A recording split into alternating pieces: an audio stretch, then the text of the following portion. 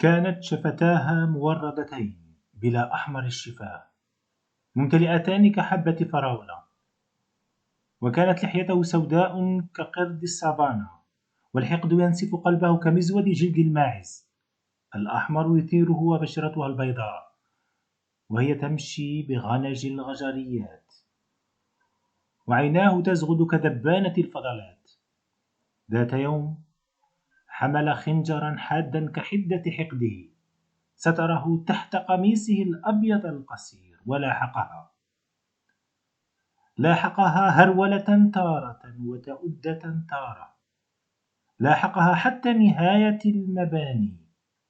مرر الحديد ونزل الدم على الأرض قبل رأسها وانصرف مرتاح البال، فالرب سينام اليوم على أذنيه فرحا بموت الجمال والورد وبقية ما خلق.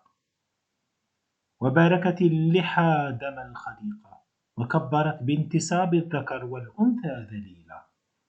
يا نبيلة، ذاكرة النساء لا تنسى، وأثر لباسهن يتذكر لأجيال لعقود حدة الحديدة.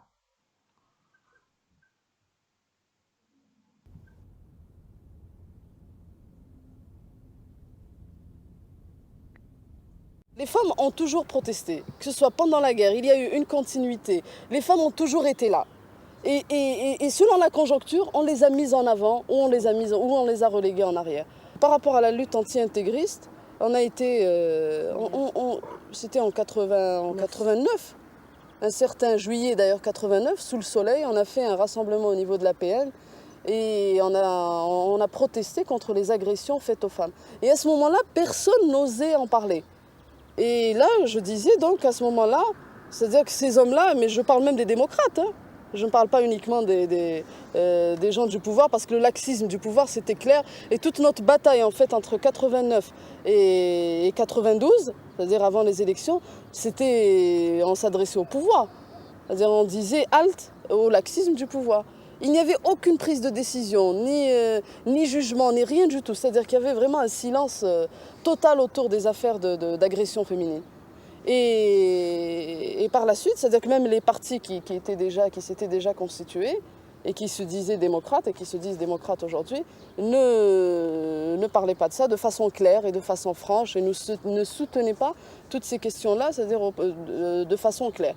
Et là, on les interpellait sans cesse et on les interpelle aussi jusqu'à présent. Et je rappellerai que la violence pour les femmes, ce n'est pas du tout nouveau. Les femmes ont été assassinées pour des crimes d'honneur.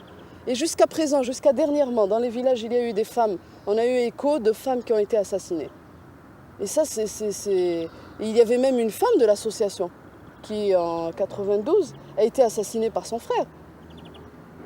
Et ça, bon, c'est des crimes d'honneur. Et ces crimes d'honneur ont toujours existé en Algérie. C'est pas du tout un fait nouveau. Maintenant, c'est vrai que c'est une autre... c'est-à-dire que politiquement, c'est une autre situation. Mais je veux dire, dans le vécu des femmes, ça a toujours existé. La violence a toujours fait partie de nous. Et c'est pour ça, d'ailleurs, que les femmes réagissent. C'est-à-dire qu'à chaque situation, et pour la mort de Djaout ou pour la mort pour tous les assassinats qu'il y a eu, même pour les assassinats dont on n'a pas entendu parler, parce qu'il y en a eu plein aussi qui n'ont pas été médiatisés, et pour toutes les femmes qui sont mortes aussi, les femmes ont pleuré, les femmes ont réagi, et c'est pour cela qu'on les retrouve dans les marches et qu'on les retrouve en avant en fait. Par rapport au crime, moi je dirais une chose, c'est que le fascisme, ou le crime toujours, c'est-à-dire où le crime ne fait pas de différence dans sa cible. Moi je ne comprends pas pourquoi on dit, c'est-à-dire actuellement, pourquoi on va jusqu'à tuer des femmes.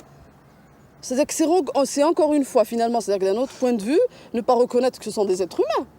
Ce sont des êtres humains. Et je crois que tous les crimes, c'est-à-dire que ce soit à travers les guerres ou à travers les pouvoirs fascistes, etc., ils n'ont pas fait de différence dans la cible. Ils ont tué des enfants, ils ont tué des femmes, ils ont tué des hommes, ils ont tué en fait tous ceux qui les dérangeaient. Ils ont même détruit des villes entières, etc., etc.